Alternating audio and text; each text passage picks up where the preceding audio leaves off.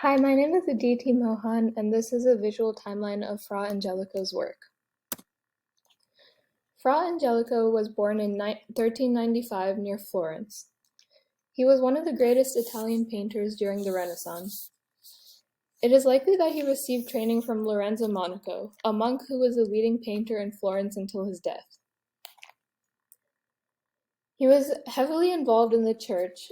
In fact, he created many altarpieces and frescoes for the church during his career, and we see this recurring theme in all of his paintings.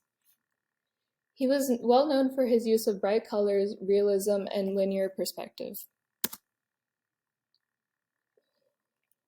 The Crucifixion was one of his most well-known works. He used tempera on wood with gold details. This artwork was inspired by the bronze doors of the baptistry of Florence. He is depicting a dramatization of Christ's crucifixion. As we can see, the Virgin is collapsed on the floor, presumably in grief over Christ's crucifixion. We can also see the horses and the soldiers on the horses with their heads down as if they were disappointed. He also included a lot of detail on the outfits of the soldiers. The background is plain except for the angels around Christ. He also used gold as his background to add brightness to the painting. The next artwork is the Fiesole altarpiece. He used a tempera with oil for some gold and silver details. The altarpiece was commissioned for the convent of San Domenico, which he was heavily involved in. We can see Madonna sitting on a throne, which is also called Maessa, which was a popular theme in Florence at that time, with a young Christ on her lap. They are surrounded by angels and saints. He also created two ornate pillars on the sides, which is where he used the oil for the gold and silver detailing. The next art is Madonna of the Star. He is tempera on wood with gold leaf. Madonna and Christ are in the middle of the painting. The outer rim features angels with God at the top, which is symbolic because he is looking down on Christ as well as Madonna and the other angels.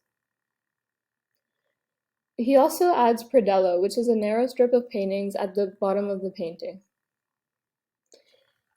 His use of light and bright colors is significant, notably the color blue, which we see in many of his other paintings, especially when he is depicting Madonna. The next painting is The Last Judgment. He used tempera on panel, which is either wood or metal. It was commissioned by the Camaldolci for the new head of the monastery. We can see that Christ is in the middle and is in judgment. Mary, John, and all the saints are also depicted around him. The angels around him also shows that he is the ruler of heaven. Angelico uses contrasting colors to show the difference between heaven and hell. On the left side, he uses bright colors to show heaven, which makes it seem as if it's a paradise, while on the right side, he uses very dark and drab colors to depict hell and torment. The middle section of the painting shows the dead breaking from their graves, ready to be judged by Jesus. The next painting is the Deposition of Christ.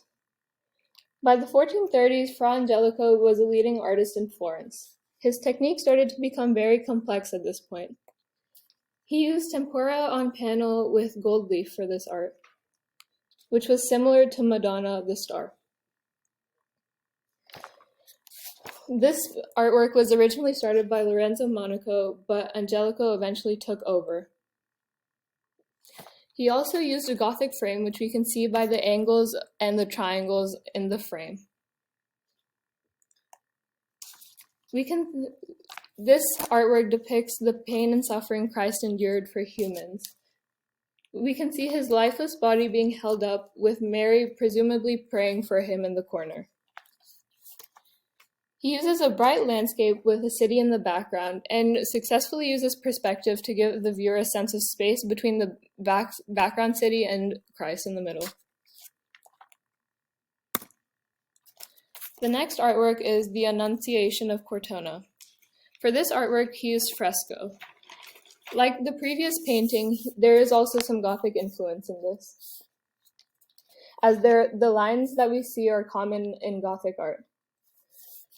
This artwork was originally made for the Church of Gesù, but was eventually moved.